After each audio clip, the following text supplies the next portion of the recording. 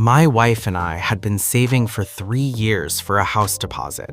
Not casually saving, intentionally and consistently saving in the specific disciplined way that requires both people in a marriage to agree on what the money means and what it is building toward, and to make that agreement every single month when the transfer goes through, and every single time something tempting appears that the money could go toward instead.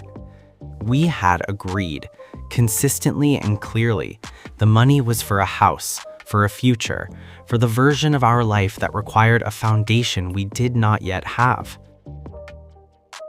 My name is Ryan. I have been married to Jessica for 4 years. We live in a rented apartment in Denver, Colorado, and we have been working toward leaving it for 3 of those 4 years with the kind of sustained financial patience that is genuinely difficult and that I had always been proud of us for maintaining together. Jessica's family is Brazilian. Her relationship with soccer is not casual interest, it is cultural identity in the most complete sense. Her father has followed the Brazilian national team for 40 years. Her brothers have named children after players. Watching Brazil in a World Cup is not entertainment for her family. It is something closer to religion, and I say that with complete respect because I had always found that passion genuinely beautiful even when I did not fully share it. When the FIFA World Cup came to the United States this summer, the conversation in Jessica's family reached a level of intensity I had not previously witnessed. Group chats operating at 3 a.m., video calls between her father in Sao Paulo and her brothers in Miami and her cousins in New Jersey.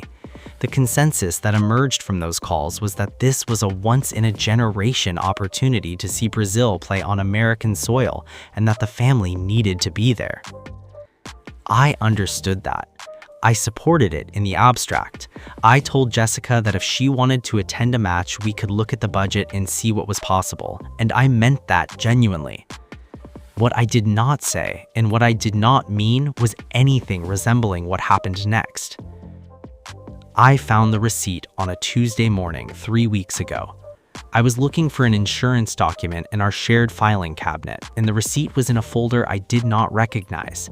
8 tickets, quarterfinal match, premium seating category, for her father, her 3 brothers, her 2 cousins, her aunt, and Jessica. $44,000 from our joint savings account, the deposit account, the house account, the 3 years account. I sat on the floor of our home office for a while. Then I opened the banking app and confirmed what the receipt had already told me. The account balance was what it had been 3 years ago when we started. The savings were gone, not reduced, gone. One transaction, processed 11 days earlier while I had apparently been going about my life completely unaware that the foundation we had been building together had been redirected into premium seating at a soccer match. Drop a comment right now and tell me what your first words to her would have been, because what I actually said when she came home that evening is the part of this story that has divided every single person I have told. Comment below and keep watching. If you want more stories about financial betrayals and the marriages that survive or do not survive them, grab our premium PDF collection using the link in the description right now. Real couples, real decisions, real consequences. Small price, worth it. Come back and let me finish this. Jessica came home at 6:30. I was sitting at the kitchen table with the receipt in front of me and my phone showing the account balance beside it.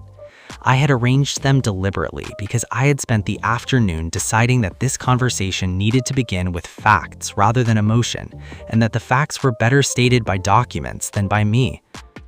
She saw the receipt from the doorway. She put her bag down slowly. She sat across from me without being asked. I said one sentence. I said, "Jessica, I need you to help me understand how this decision happened without a single conversation with me. Not you spent our savings, not how could you, the things I had been thinking about all afternoon, just that one question, because it was the only one that mattered in that moment and everything else could come after the answer." She said her father had called her 6 weeks ago in a state she had never heard from him before. He had said this was his last World Cup.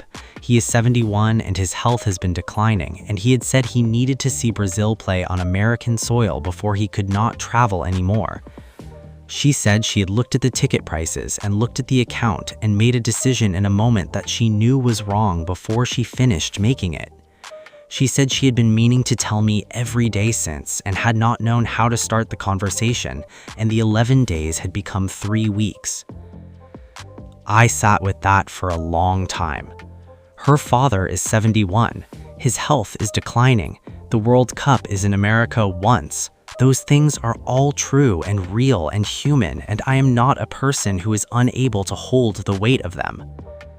But $44,000 from a joint account without a conversation is also true and real, and the weight of that does not disappear because the reason behind it is sympathetic.